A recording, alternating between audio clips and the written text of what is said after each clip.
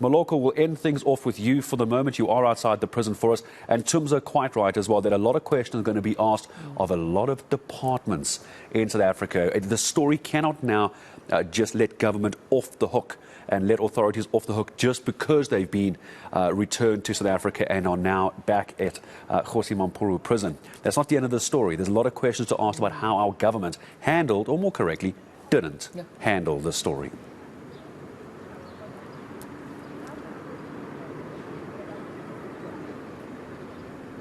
Moloko, you're still with us on now, and give us your sense then, because you've been talking to authorities as well about some of the criticism levelled at them for what has not been done properly in this investigation.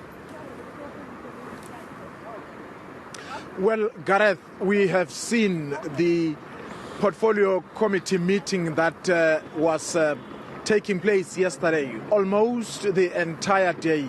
Of course, yesterday it was for the private company G4S to account in terms of what they know.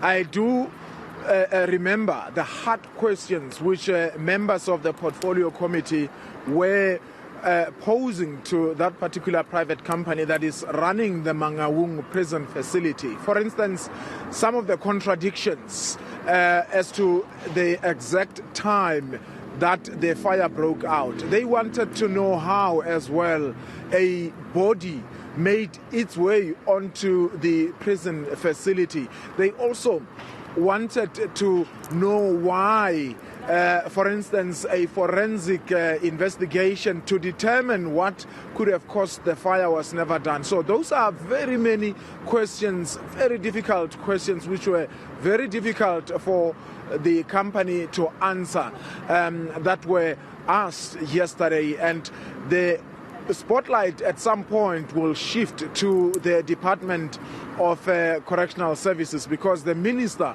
Ronald Lamola, along with the Deputy Minister, were there. They have been seated there throughout the day. The members of Parliament demanding accountability, because as much as that particular prison in Mangaung is being run by a private company, ultimately it is the responsibility of the South African government to ensure that the prisoners who are there are held accountable, they can be accounted for, and when they are able to escape, certainly somebody must account. Of course, at some point, if some of the officials are going to be charged, details in terms of their involvement, what did they do, what did they not do, not only those who are within the prison facility, from the Department of Home Affairs itself, because these two were having passports, many passports, ID cards, particularly with regard to Thabo Bester, who was using an ID card and a driver's license with the names of Katlego Nkwana. So all those people who are involved, South Africans will certainly be keen and eager to know who exactly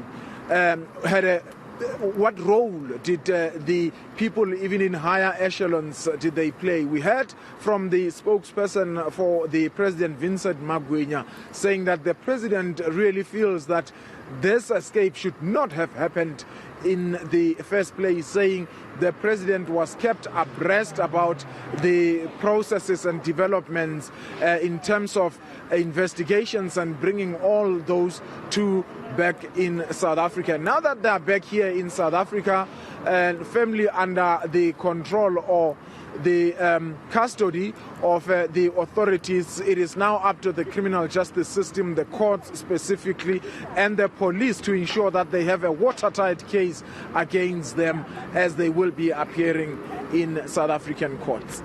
Well, absolutely, Moloko, as we continue to try and get those answers and uncover what exactly happened and who is also involved. We'll be spending much of the day on this developing story, but also on continuing sitting of the Portfolio Committee on Justice and Correctional Services. But once again, I think it's equally important to note that even though there's Thabo Bester's name, Dr. Nandipha Magudumana's name, Sohone Motswara's name, Dr. Nandipha's father's name, Mr. Sekeleni, and various other contributors alleged and still yet to be found, the name of the person whose body was found, or rather used, is equally important to be uncovered. And that will also be the work that lies ahead as we continue to unravel the story. That person has a family, they have loved ones. Someone does not know that their family member is dead. Or maybe they did and they don't know what happened with the body. There are so many questions around that particular issue that still need to be answered. As we were saying earlier, just because they are back in the country